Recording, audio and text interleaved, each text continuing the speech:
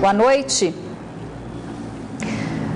Mais 44 projetos industriais e de serviços foram aprovados nesta sexta-feira na reunião ordinária do Conselho Administrativo da SUFRAMA.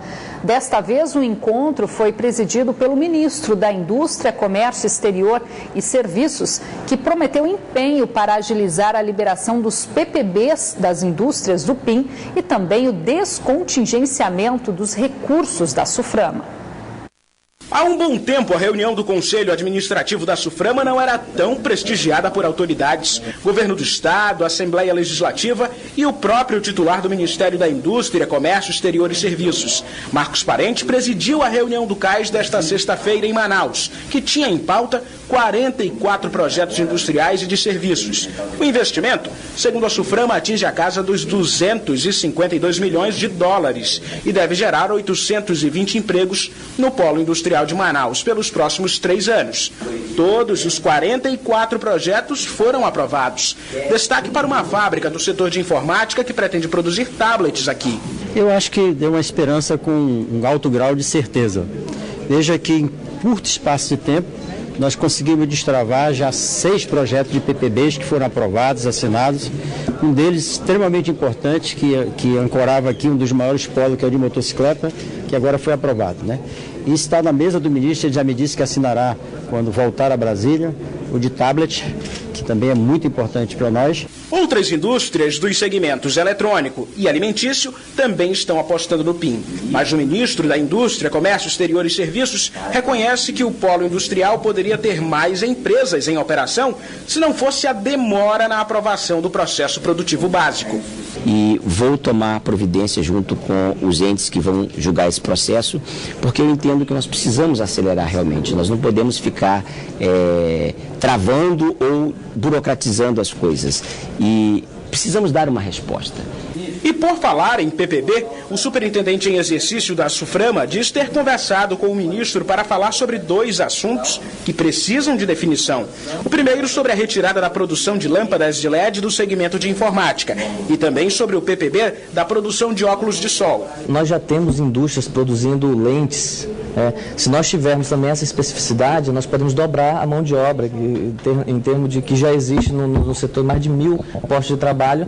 Tentando arrumar o ministério, que durante um bom tempo esqueceu da Superintendência da Zona Franca de Manaus, Marcos Pereira ainda tocou no assunto sensível entre o governo federal e a autarquia, o contingenciamento. Nós já conseguimos agora, com o decreto de junho, descontingenciar uma boa parte do orçamento da SUFRAMA e vou trabalhar junto ao Ministério do Planejamento, à Casa Civil, para que a gente possa, já para o próximo ano, ter um descontingenciamento muito maior. A visita do ministro Marcos Pereira a Manaus e sua comitiva tem um significado muito além dele presidir uma reunião do CAIS. O que ele está fazendo, ministros que o antecederam, ainda quando Dilma Rousseff nem havia sido afastada da presidência da República, fizeram. Ele prometeu, inclusive, dar um fôlego a mais na classe empresarial, se fazendo presente em todas as reuniões do Conselho Administrativo da SUFRAMA. A Federação das Indústrias e o Centro das Indústrias do Amazonas elaboraram uma carta, segundo o presidente do CIEAN, que foi entregue ao ministro. E reforçando a necessidade que nós temos na nossa região de resgatar os direitos, o respeito a esses direitos. Resgatar o compromisso do governo federal para com o desenvolvimento desse estado e o desenvolvimento dessa região. Após a reunião, o ministro ainda visitou indústrias do polo industrial. O pré-candidato à presidência da República em 2018 e vice-presidente nacional do PDT participou de um encontro de lideranças do partido na noite de ontem em Manaus. Ciro Gomes não poupou críticas ao governo interino de Michel Temer, nem à presidente afastada, apesar de não ser a favor do impeachment de Dilma Rousseff, de quem foi ministro. O evento também oficializou a pré-candidatura do deputado federal Issa Abraão à Prefeitura de Manaus.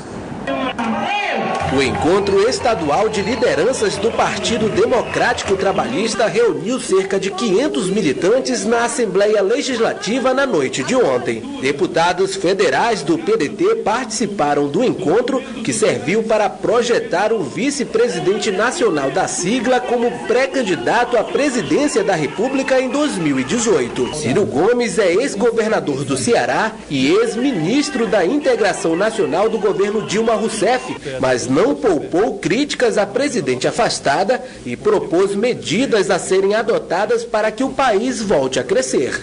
Tem uma opção de coisas erradas que a gente precisa consertar.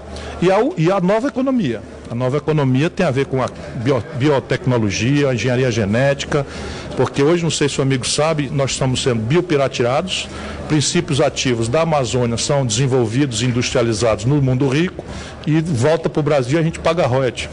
Durante a coletiva, Ciro Gomes disse ainda que aprovou a vitória de Rodrigo Maia do DEM, eleito essa semana como novo presidente da Câmara dos Deputados para um mandato tampão até dia 31 de janeiro, após a renúncia de Eduardo Cunha, que há 2 meses está afastado por determinação do Supremo Tribunal Federal. É a pior conjuntura que eu já vi na minha longa vida pública. Uma maioria de corruptos, de costas voltadas para o povo brasileiro, seguiu respondendo até ontem às ordens de um marginal, alta periculosidade, que é o senhor Eduardo Cunha, mas ontem me parece que os políticos profissionais brasileiros tomaram de volta o controle e parecem ter dado um sinal de voltar a respeitar o povo brasileiro. O vice-presidente nacional do Partido Democrático Trabalhista elogiou a militância do PDT no Amazonas, que hoje possui 16 mil filiados. Ciro Gomes afirmou que, apesar de não concordar com o voto do deputado Issa Abraão favorável ao impeachment de Dilma Rousseff, apoia a pré-candidatura dele a prefeito de Manaus. Uma ligação com o presidente que tenha compromisso com a Amazônia. Ele representa um sentimento novo, um sentimento da juventude, é aguerrido, tem vontade de fazer e a gente chegando à prefeitura, a gente tem imensamente como contribuir para os projetos do governo federal. Ciro Gomes deve retornar ao Amazonas durante a campanha eleitoral desse ano. Atendendo a um pedido do Detran Amazonas, o Conselho Estadual de Trânsito fez uma readequação na lei federal e, com isso, o uso de farol nas avenidas do Turismo e Torquato Tapajós, em Manaus, que são extensão de 2 rodovias estaduais, deixa de ser obrigatório durante o dia. Com isso, todas as multas aplicadas na última semana serão anuladas. Agora o marco inicial da rodovia AM010 é na Barreira e não mais na rodoviária de Manaus, como delimitava a lei federal que desde a semana passada obriga o uso do farol também durante o dia em todas as estradas do país. A determinação foi dada pelo Conselho Estadual de Trânsito, que extingue os trechos urbanos de rodovias estaduais. Pela nova regra, o motorista que passar com o farol apagado durante o dia nas avenidas Torquato Tapajós e do Turismo não vai ser punido com multa. A nova lei do farol baixo gerou dúvidas em muitos motoristas, o que fez com que em apenas uma semana 280 veículos fossem multados. Mas, para a alegria daqueles que foram punidos, as multas emitidas nesse período serão anuladas, segundo a nova determinação do Conselho Estadual de Trânsito. De acordo com o Detran, as multas nem chegaram a ser remetidas ao endereço dos motoristas. Se o pessoal que avaliou isso aí acha importante. Mesmo após a determinação do CETRAN, na Avenida do Turismo, os motoristas continuam trafegando com o farol aceso durante o dia. Você não vai ficar ligando e desligando o farol. Mas eu acho que se eles exigindo isso, é por causa de uma forma de segurança para o próprio motorista. Lembrando que só ficam desobrigados da lei os motoristas que circulam na cidade. Na estrada, os motoristas continuam sendo obrigados a circular com os faróis acesos durante o dia. Mais de 80 pessoas foram presas durante a Operação Capital Segura, deflagrada pela Secretaria de Segurança Pública do Amazonas, para reforçar o combate à criminalidade em todas as zonas de Manaus. As ações integradas serão intensificadas durante todo o fim de semana. Os primeiros resultados da operação foram apresentados pela Polícia Civil do Amazonas na manhã de hoje. 87 pessoas foram presas em cumprimento a mandados de prisão por diversos crimes. 2 pessoas foram presas em flagrante por tráfico de drogas. Acusados de homicídio e estupros também são alvos da operação. Latrocidas, traficantes. Então a nossa preocupação é tirar de circulação estas pessoas que estão cometendo ilicitudes penais na capital do Amazonas. Na noite de ontem, a Polícia Militar empregou um efetivo de quase 200 policiais para realizar abordagens em diversos bairros considerados perigosos, onde a mancha criminal é bastante elevada. A polícia diz que a maioria dos crimes nesses lugares tem ligação com o tráfico de drogas. O secretário de Segurança Pública do Amazonas destaca ainda que o objetivo da ação é aumentar a sensação de segurança na capital. Massivamente, os três, a CSSP, a Polícia Civil, a Polícia Militar, o DETRAN e outros órgãos municipais vão estar atuando, e tudo para dar tranquilidade ao cidadão da capital. A Operação Capital Segura vai se estender durante todo o fim de semana.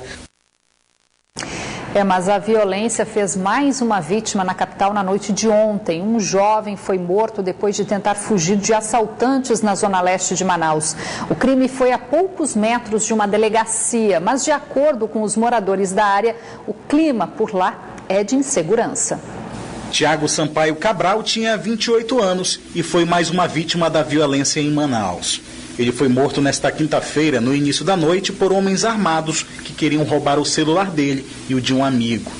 De acordo com testemunhas, Tiago conversava com um amigo aqui na rua Urariá, no bairro São José, na zona leste de Manaus, quando dois homens chegaram em uma moto e anunciaram um assalto. Tiago se assustou e tentou correr. Um dos bandidos deu apenas um tiro e foi fatal.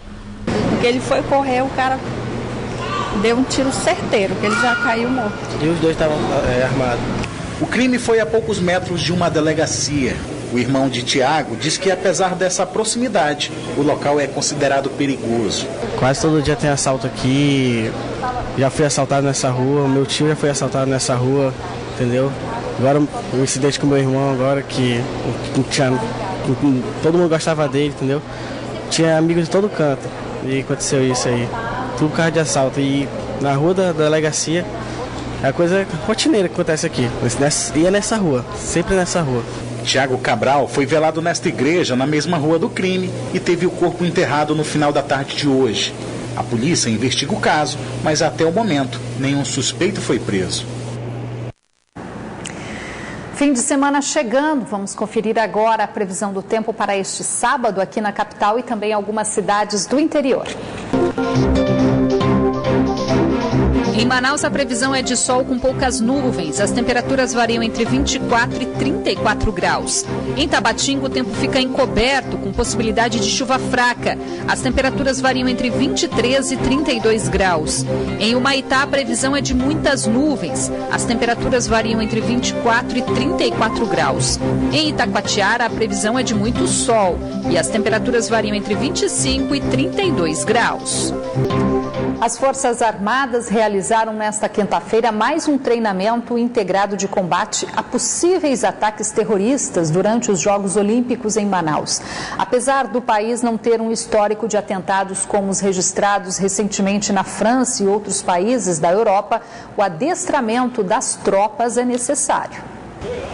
A simulação foi feita no mesmo hotel onde ficarão hospedadas as 8 delegações olímpicas que vão participar do torneio de futebol na capital amazonense. A ação, comandada pelo Exército, simulou um ataque terrorista.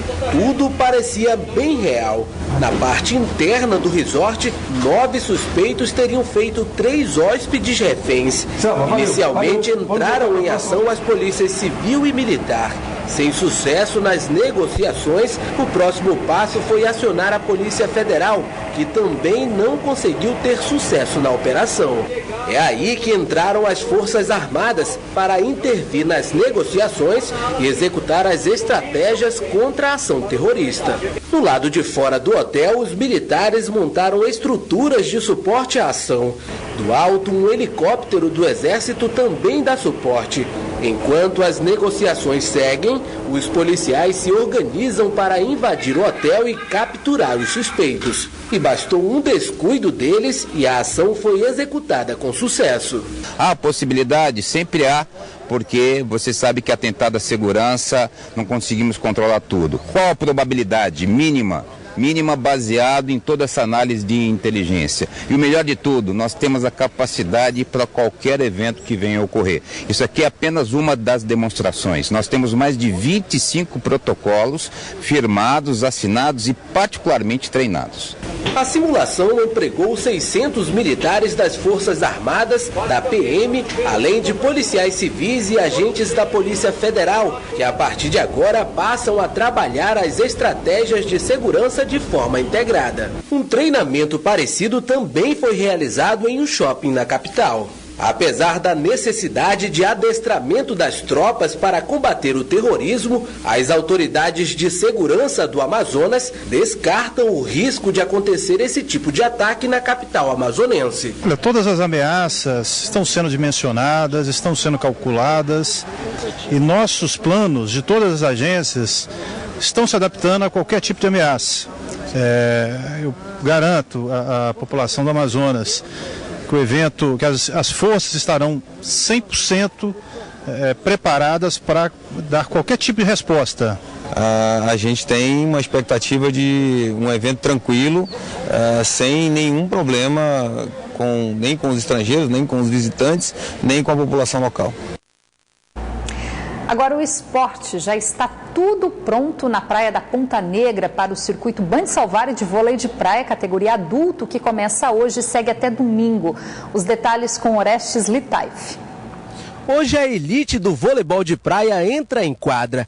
As duplas estavam ansiosas para mais essa etapa adulta do circuito Band Salvare de vôlei de praia, que começa daqui a pouquinho aqui nas quadras do complexo turístico da Ponta Negra. Ao meu lado está o Tadeu Picanço, ele que é o presidente da Federação Amazonense de Vôlei. Tadeu, quase 60 duplas estão inscritas para essa etapa? É verdade, e a gente espera que na próxima seja muito mais, porque nós, como nós ajustamos a questão da inscrição, algumas duplas tiveram dificuldade. A expectativa de todos é participar de um evento como esse, né? E assim, nós podemos garantir, não existe um evento como esse na região nordeste do Brasil, onde o voleibol de praia é praticado na sua expectativa maior, né? Onde a gente encontra os melhores jogadores. Ok, Tadeu, muito obrigado por suas informações. Lembrando então que os jogos começam a partir das 6 horas da tarde hoje, na sexta-feira, amanhã jogos o dia inteiro nesse sábado e no domingo as finais a partir das 5 horas da tarde. Orestes Litaif para o Band Cidade. E foi aberta hoje em Manaus uma exposição interativa sobre a trajetória de vida e profissional do ídolo brasileiro do automobilismo, Ayrton Senna. A mostra, chamada de Senna Emotion, reúne itens originais do acervo da família do piloto e está aberta ao público no Amazonas Shopping. Fotos, vídeos e objetos pessoais de um ícone do automobilismo mundial. A vida de Ayrton Senna contada por meio de tecnologias interativas que permitem ao visitante ter experiências visuais e sensoriais. A gente utilizou aqui uma série de tecnologias como realidade virtual, realidade aumentada, holografia, vídeo mapeado, telas de toque, para poder trazer de várias formas diferentes, não só experiências de contato com a emoção do Ayrton, de forma que cada pessoa, na verdade, ela possa passar aqui o tempo que precisar, de forma individual, para conseguir conhecer toda essa história. Todos os itens reunidos nesta exposição fazem parte do acervo da família do piloto e do Instituto Ayrton Senna, que em 2016 comemora 25 anos do tricampeonato mundial de Fórmula 1, conquistado por Ayrton. A parte de interatividade da exposição foi pensada justamente para isso, para a gente conseguir mostrar para essa nova geração quem era esse piloto, quem foi esse piloto e qual a importância dele para o país. A mostra é dividida em 3 temas: valores de um campeão, que mostra a relação de Ayrton com a família; o mito da Fórmula 1, que apresenta a vida de Ayrton como piloto; e Ayrton Senna do Brasil, que evidencia a relação do ídolo com os fãs. O piloto, que morreu em um acidente durante uma corrida no dia 1º de maio de 1994, ganhou o status de herói nacional e até hoje é idolatrado, principalmente pelo exemplo de superação e humildade. Naquele 1º de maio de 94 foi difícil, a gente vê aquela cena toda, mas fica todo esse legado, né, toda essa história de que foi Senna, um herói brasileiro que que foi apaixonado pelo seu país, pelo seu povo e quis dar bons exemplos. Todo dia 1º de maio eu coloco o tema, várias horas fica tocando e bem alto. Tema da vitória. Tema da vitória. Se vai incomodar o vizinho, não quero saber, mas o que eu ponho para tocar, eu ponho. Arthur tem apenas 7 anos e não viu Ayrton Senna em ação, mas foi ouvindo as histórias do avô que ele se tornou mais um fã e resolveu prestar uma homenagem ao piloto, se vestido de Seninha. Quando meu avô ele ia comprar esses negócios, luva, capacete, eu ia junto com ele e conheci um pouco mais de kart. Depois eu comecei a ver o Ayrton Senna. Depois de conhecer um pouco da trajetória de um dos maiores ídolos do automobilismo mundial, o visitante ainda tem a oportunidade de subir no pódio e carregar um troféu de campeão. Uma cena repetida inúmeras vezes pelo campeão Ayrton Senna. Desde 2012, a exposição já foi visitada por aproximadamente 300 mil pessoas em várias capitais do Brasil e, pela primeira vez, chega a uma cidade da região norte. A mostra vai ficar disponível ao público até o dia 14 de agosto. A entrada é gratuita. Só convidar o público amazonense a comparecer aqui, prestigiar esse evento. A gente trouxe esse evento com bastante carinho, acreditando realmente que na força que o Ayrton Senna tem de emocionar as pessoas até hoje. Precisam se emocionar muito, é um convite realmente à emoção, mas não deixem de olhar, não deixem de sentar na cadeira e colocar o óculos de realidade virtual. É um convite a dar uma volta em Interlagos com o Ayrton narrando, é sensacional, é pura emoção. Vale a pena conferir. O Band Cidade de hoje fica por aqui, mas continua na internet, onde você pode acompanhar outras notícias nas redes sociais, Facebook e Twitter da Band Amazonas. E se você quiser rever as nossas reportagens, acesse youtube.com/Band Amazonas e vá no link Vídeos. Vem aí as notícias do Jornal da Band. Boa noite para você, obrigada pela companhia e um ótimo fim de semana. A gente volta a se encontrar na segunda. Até lá!